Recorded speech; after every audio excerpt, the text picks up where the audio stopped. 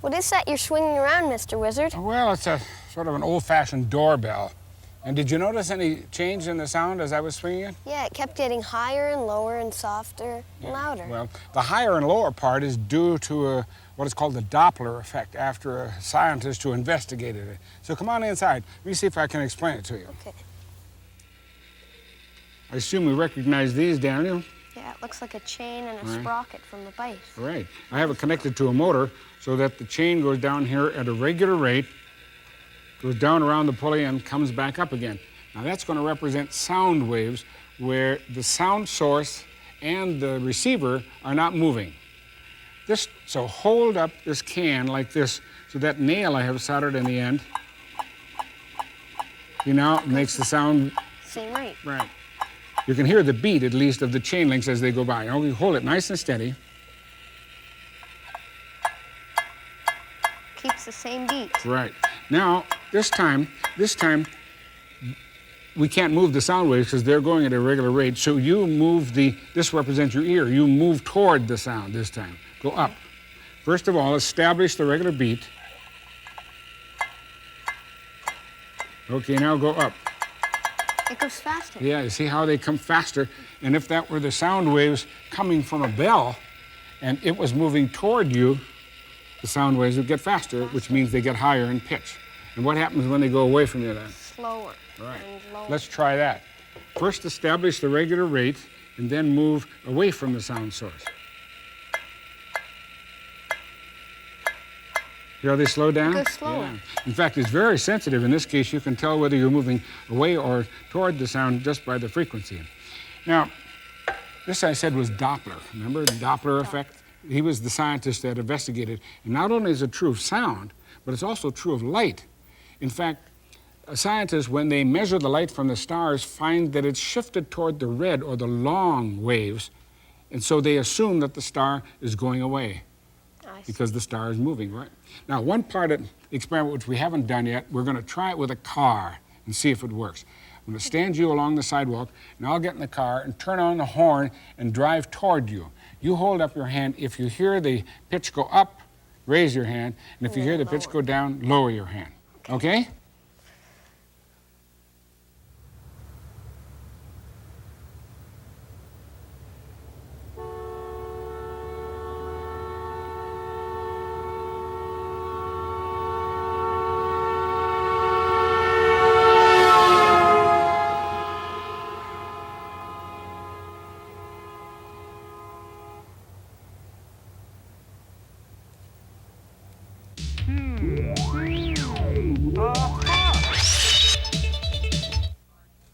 Laura Lee, this cardboard represents a bare floor. Okay. And I want to cover it with carpeting. Yeah. So I start at this end and lay it all along here. Notice there's a piece missing, right? Well, this is all the carpeting I've got left. Oh, wow. You see the problem? Yeah. It's kind of How big. are you going to cut that up in order to fill that kind of space? I have no idea. Well, think about this. Here is the same size piece, right? See the same size piece? Exactly the same as this. But I've cut it up in a sort of special way. Now do you think you can solve it? Yeah, I think you just put that piece there, the other piece to fit right in there. Right there. Yeah, it was the same size piece, and it solved the problem. Yeah. So, how would you like to try that trick on somebody?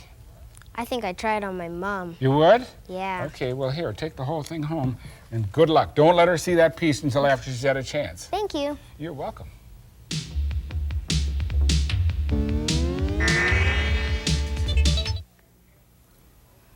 Have you had a chance to play with a blowtorch, Nikki? No.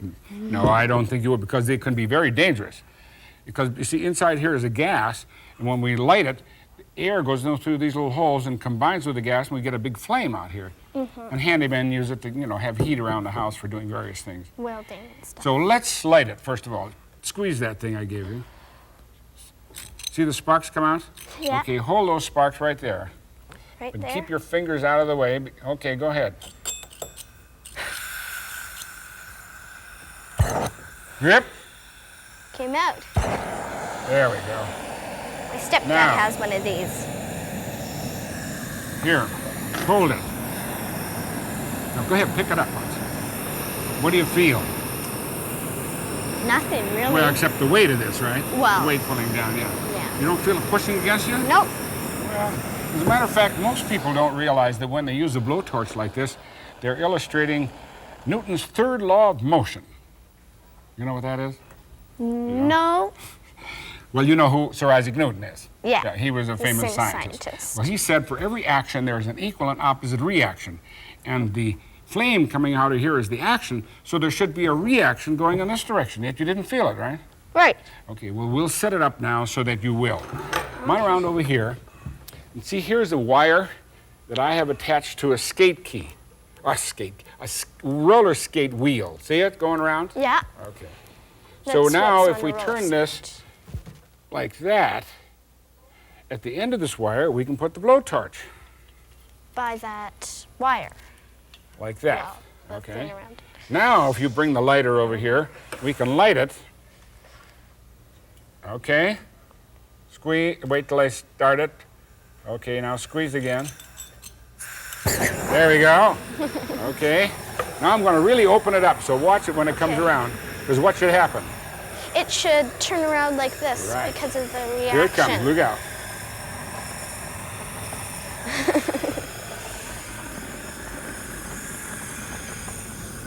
I bet that pipe's getting hot. Yeah. You can see why I made that of metal. Yeah. Yeah. Wood wouldn't work. So there you are. See, it works on the same principle as a jet airplane. Fuel combined with oxygen, making the jet plane go. Okay, so you can come back up. I'll turn it off. So if anybody asks you what you did over here at Mr. Wizard's today, you can say you made a blowtorch into a jet. With a wire and a roller skate wheel. Right.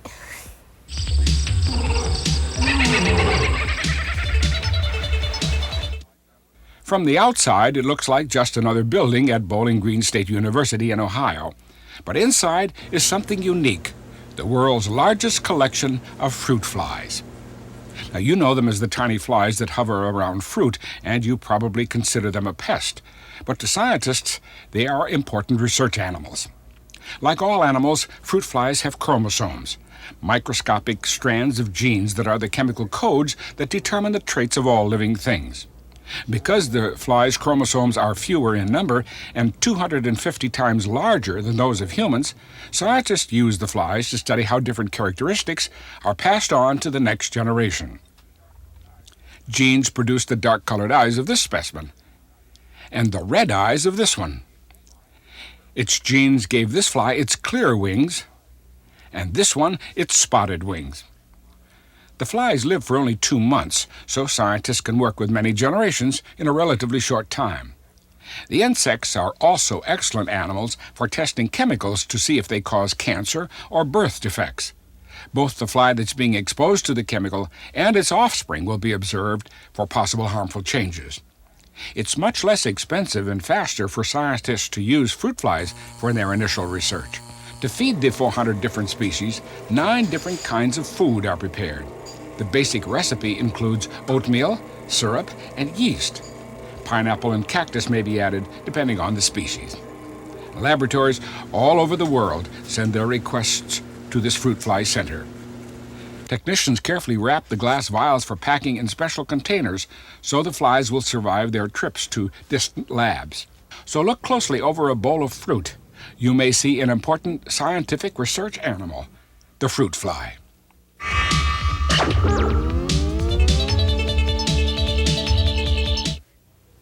Mike, I'm sure you can make one of these. It's a wooden ruler, hole in the end, right? Right. Okay, and a piece of string, and at the other end of the string is a knot around a screw, or you could use a nail too, in the end of a piece of broomstick. And the reason I have put this together is because it's a ruler roarer. If you don't believe me, listen. Okay. It almost sounds like a helicopter. Yeah. Now notice it stopped and then started over again. Yeah. There it stopped. Now the reason for that is because it's making the noise because the ruler is spinning like this. And then it gets wound up and then it unwinds and goes in the other direction. And whenever anything spins that way and can slap the air hard enough, it sends a sound wave out and we can hear it. So, think you can make one? What do you have to do? Take a ruler and drill a hole in the end, and tie a string to a nail or a screw in the end of a broomstick. Right. And you will have a ruler roar of your own. But you don't have to do that because this is a gift from me to you. Thanks. Okay? Be careful you don't hit yourself in the head. That's all I ask.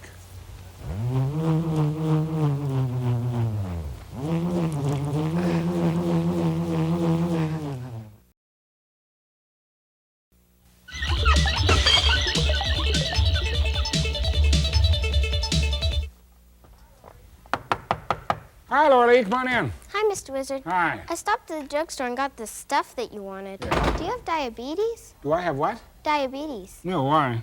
Because the druggist said that you use these to test for diabetes. Well, that's right. That's what they were designed for. But we're going to use them to test some things around the house. How did you know about diabetes? Well, my uncle has it. Yeah.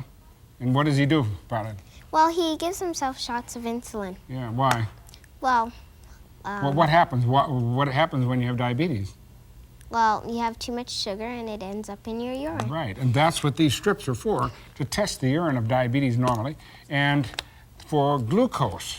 In fact, here, we're going to put a bunch of these down here, and I have taken the front of this container off and put it over here on this strip.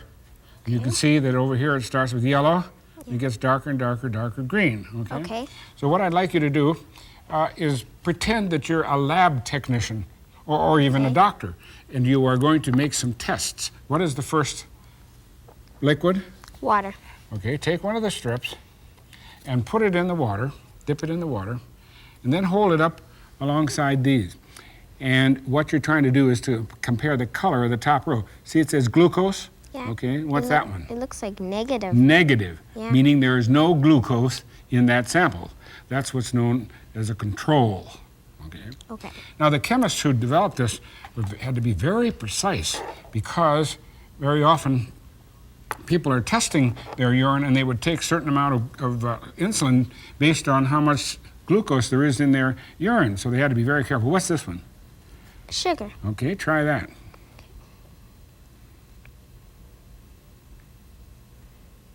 Looks like sugar is negative too. Yeah, because we're testing for glucose, and sugar is sucrose, a different kind of sugar.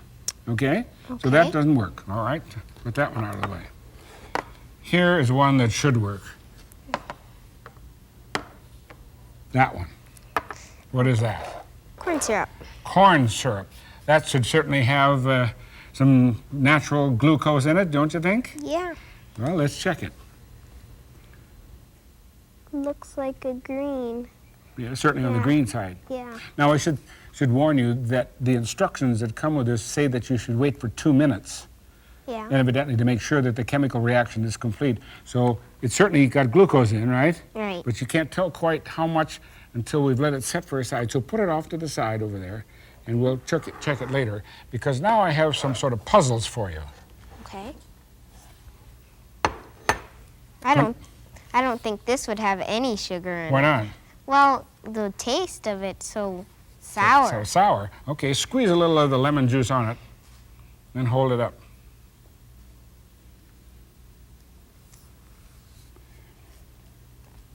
Wow. Not yellow, right? No. Now, there's some of the other materials in it maybe will change the color a little bit, so it may not be quite green, but it certainly is not yellow, right? Right. So definitely it has glucose in it. Yeah. That seems strange, doesn't it? Yeah. That something as sour as a lemon would have a natural sugar in it. How about this one? Well, naturally it would if the lemon does. Yeah, if the lemon does, you suspect Yeah. the tomato will try it.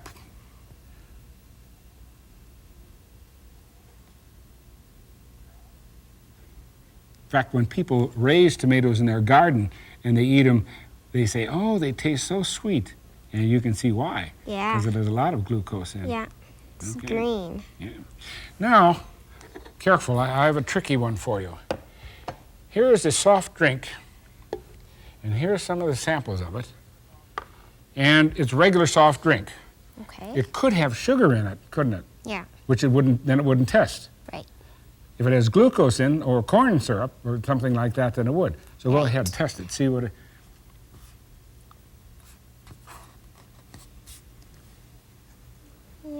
has glucose in it. It has glucose in it. Yeah. In fact, I have underlined the important ingredients on the back here. See what it says? Read slowly now and out loud. What does it say? High fructose. Fructose, right. That's a form of sugar. Go ahead. And what else? Corn syrup or sugar. Or sugar. Right. So did this have any sugar in it? Maybe. But it had enough corn syrup to Right. show that it had glucose. Yeah. Okay, now here comes diet soft drink. What do you suspect? Well, If it's diet, it shouldn't have any kind of sugar in it. right. Try it, see if it does. At least have glucose in it. No, it looks negative. Negative. You're right, okay. Now, you remember that first one that we tried over there that it's supposed to wait for 2 minutes? Yeah. That was the corn. Okay. Pull it over and now hold it up. It got darker. Yes, it's the darkest one of all, and it should because obviously it's pure glucose. Right. Well, you did a very good job. You'd make a good lab technician or a doctor because you were able to decide what around the house had glucose in it. And why don't you continue your investigation, take these home, and check the rest of the stuff around the house. Thank you. You're welcome.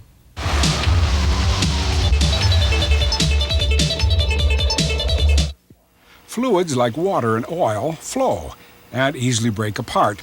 That's one reason why oil spills are so difficult and costly to clean up. General Technology Applications has solved the problem with a chemical called Elastol. Its unique properties were documented by the American Chemical Society. Motor oil poured into the tank floats on top of the water. Then it's treated with Elastol. Watch what happens when it combines with the oil. It now acts more like a single sheet, so it can easily be vacuumed off the surface of the water.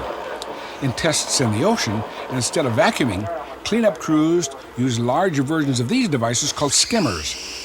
The oil is lifted from the water by wrapping it around the roller, then is skimmed off with a blade and pumped into a waiting receptacle. For oil spills on land, the chemical is combined with an absorbent powder. In Elastol are long chains of molecules that wrap around the molecules of oil, producing a substance that has the consistency of chewing gum. In the future, an oil spill may more easily be cleaned up by combining it with the new chemical.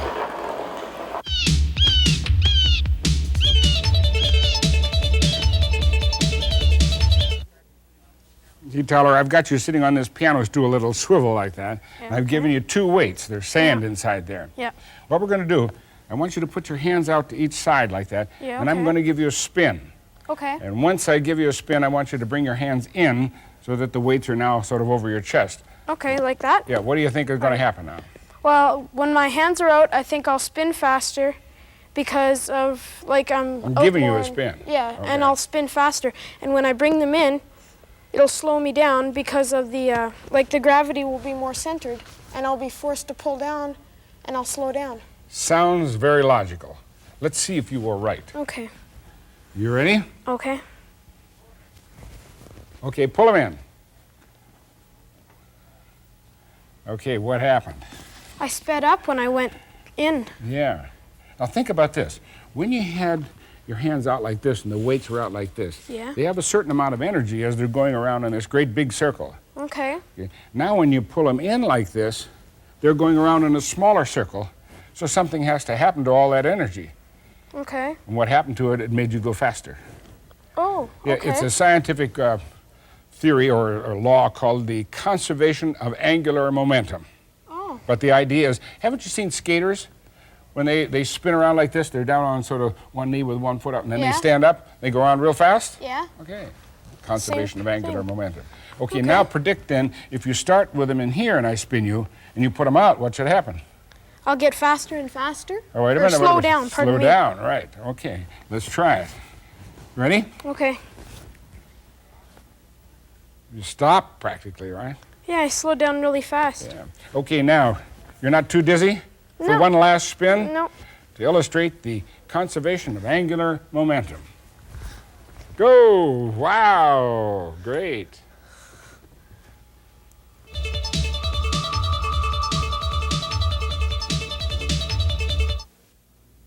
What's this? Billowy clouds high in the sky? No. Foamy soap piled high in a sink? No. This is something you eat, but it's not whipped cream. The white masses are greatly thickened, partially developed flower structures and their stalks. The modified flowers give this relative of the cabbage its name, cauliflower.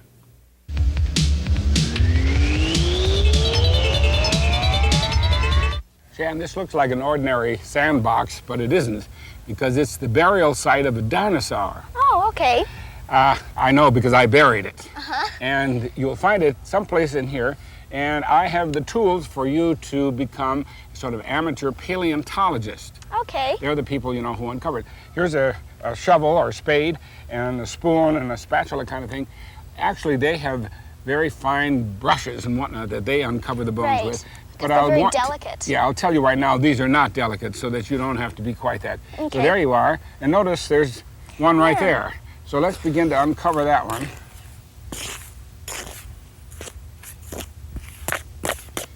See, now you can probably lift it up, right? Yeah. There Oh, you this go. looks like the backbone of a dinosaur. Right. Now there's another piece that I left Yeah. exposed. See, you can get that one up.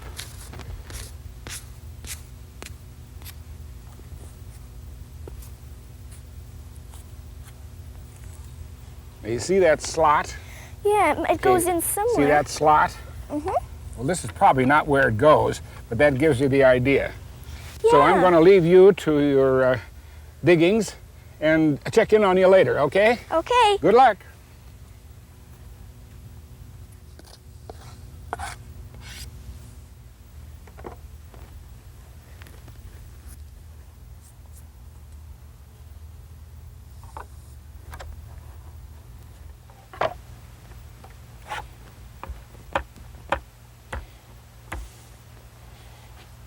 Well, Hi. looks like you got them all. Yeah, I think I did. Yeah, beautiful job. I can't see one bone missing. Good. Yeah, can you identify it? Well, I think from looking at the horns that it's a triceratops. Must be a baby, though, right? Right, because the life-size ones are a lot bigger.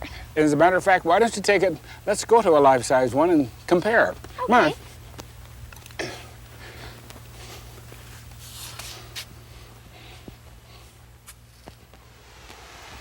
Yeah, it's definitely a triceratops. How can you tell? Well, I've looked at the horns here and on the model, and they both look the same. Right. Did you know what it ate when it was alive? Well, it was a plant eater, so I think it probably ate some of these plants that they've planted here by it. Right, they did that purposely, didn't they? How come you're such an expert in it? Well, I've been to the dinosaur park before, and I've looked at all the dinosaurs, and also I've read about them in school. Okay, well, you stand right there so the eye is visible, because I want to take your picture as a memento of this occasion. When you put together the perfect dinosaur model. Are you ready? Yep. Okay, smile.